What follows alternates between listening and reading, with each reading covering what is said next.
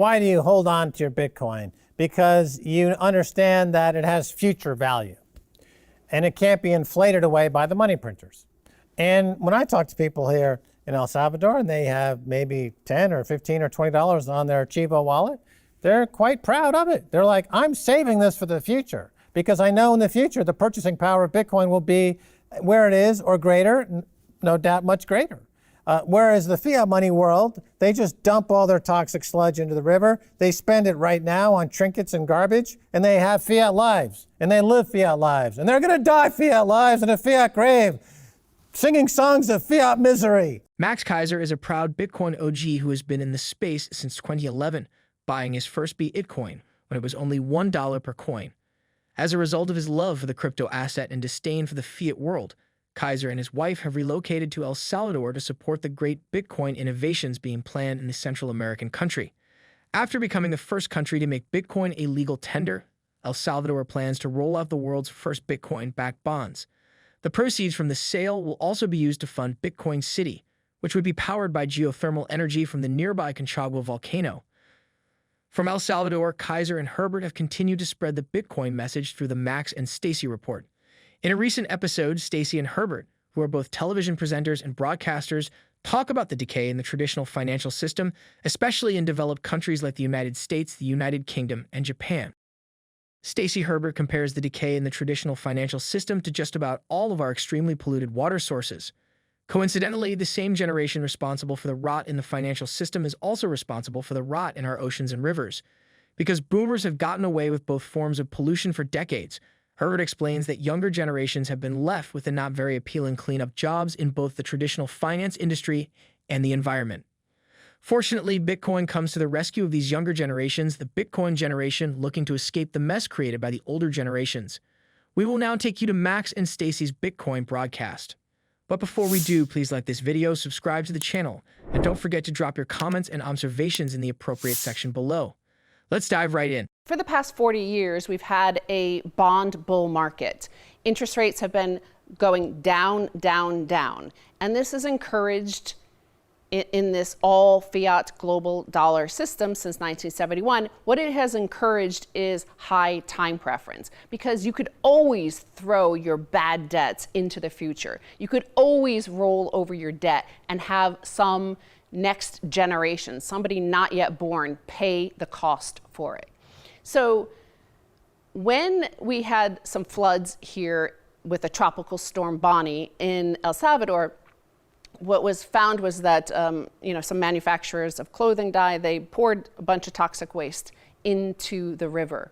And what the president had tweeted about it was he said that they consider us their garbage dump, like their dumping ground. And the thing that stood out, and you could see the video there of the water all red and toxic, is that you and I, the week before, had spent the day in Apopa under a bridge which connects the San Francisco and Los Angeles communities with a bunch of young people who were cleaning up the trash in the river, along the riverbanks, that had been deposited over the previous 40 years by that same generation with the high time preference, where you could always throw your trash, whether it's your trash economics, your trash financial products, or your trash, literally your trash, into the environment, into the economy of the next generation. So here's a little clip just so you see, like, look at these young people cleaning up that same exact river system. It's not the same exact river or stream there, but close by, is that here they are cleaning up. And a week later, some boomers throw trash, toxic waste into that same river that these young people, who are the future, had spent cleaning. Come on, boomers. Stop being disgusting pigs. Yeah, it's terrible. And the new generation coming up, they have to work extra hard to make any progress, because you still have the boomers that have that old mentality, as you say, whether it's throwing toxic risk into the marketplace with bonds that are now collapsing, or actually throwing real garbage into the rivers. which is another form of pollution. It's all pollution, and the boomers essentially thrive on pollution. Now, this new generation, this Bitcoin generation here in El Salvador, they understand the pristine collateral that is Bitcoin, and they reject the idea of fouling the environment for a quick penny. They understand the long-term value of it and its relationship to their overall well-being. And I think that the tide is turning. The rivers are flowing differently, and the Bitcoin ethos is permeating. Keiser and Herbert also discussed the unfettered money printing of the past 2 or 3 decades and how Bitcoin came just at the right time before everything collapsed. Bitcoin was created in 2009 on the heels of a severe global economic decline. The financial crisis of 2008, also known as the global financial crisis, was a severe worldwide economic crisis mainly caused by the excessive risk taken by global financial institutions. Their predatory lending targeting low-income homebuyers and the bursting of the housing bubble created a severe economic meltdown that brought down many other sectors. It was the most serious financial crisis since the Great Depression of 1929. Financial institutions worldwide suffered severe damage, reaching a climax with the bankruptcy of Lehman Brothers on September 15, 2008, and a subsequent international banking crisis. In their bid to end the crisis, regulators created a temporary fix with dire effects on the economy, especially for younger Americans.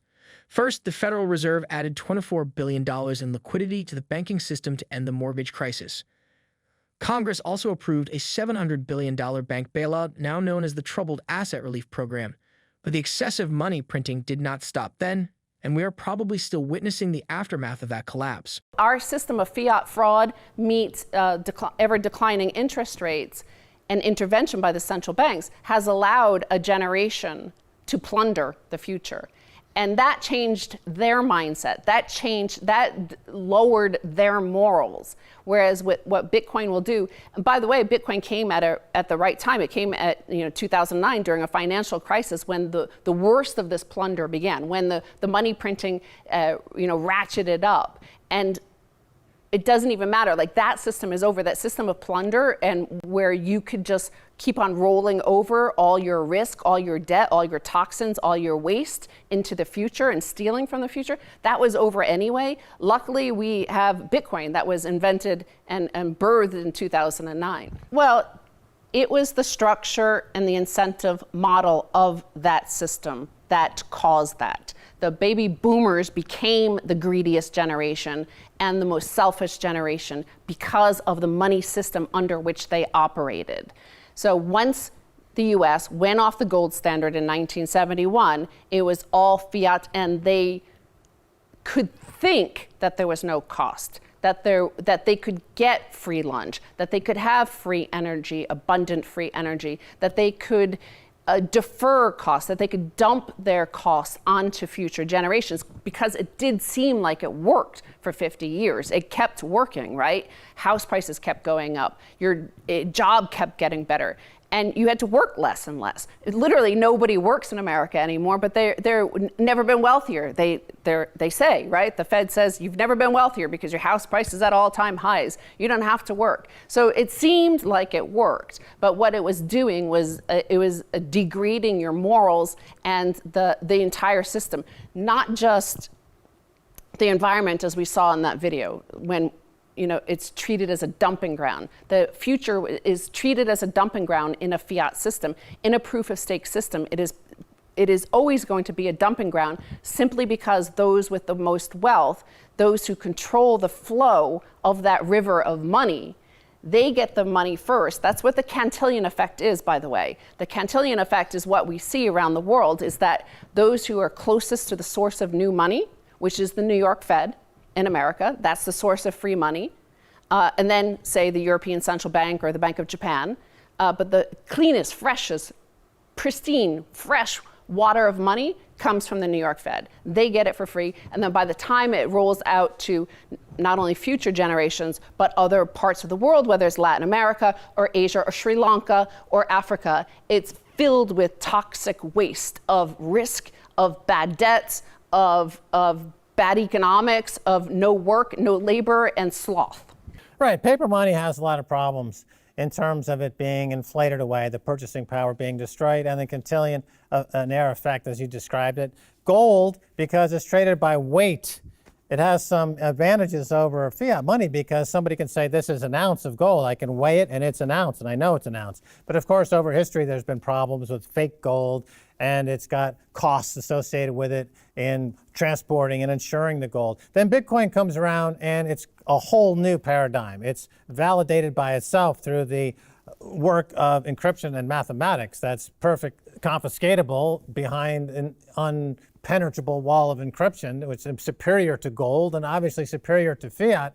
So it appeals to the psyche and appeals to the emotion, or it appeals to the human wellness that would be incumbent on us as humans, as part of nature. And this is why this generation is so excited to be part of it. I'm staring into space because I'm channeling the words of Satoshi himself. I am the bishop of Bitcoin. I am Satoshi's representative here on Earth. If you see me staring into space, it's because I'm actually chanting the thoughts and words of Satoshi. But I also wanted to point out that one word that you didn't mention there was trustless. Bitcoin is trustless. You don't need a trusted intermediary like you do in the fiat system, and that is what enables the fraud. As we mentioned in the previous episode, Bastiat has proved and pointed out long ago in 1850 that man, by nature, we seek to plunder. We'd rather plunder than have to work hard out in the fields and build wealth, right? So that is the point about Bitcoin, is it's trustless. Gold is not trustless because you need to trust that whoever's selling you that is not selling you a bar of tungsten. They're not trading you tungsten for your cow. And you need a lot of equipment to trust that. Bitcoin, you don't need to do that. The settlement is the trust. The Federal Reserve and other regulators in the United States have not done much to gain the trust of citizens, especially because of their knack for temporary fixes that leads to bigger problems in the long run. A look at what they've made of the traditional financial sector and the economy should be enough to convince everyone about the urgent need to switch to something that is more assured, stable, and untainted by their inefficiency and greed. That's exactly what we get with Bitcoin and other cryptocurrencies. The good news here is that we are still so early into this technology that would no doubt shape the future of finance. What do you think about Max Keiser and Stacy Herbert's broadcast? Please drop your comments and observations below, like this video, and subscribe. You can also check out our catalog of cryptocurrency and finance-related videos to stay on top of the market situation. Thanks for watching.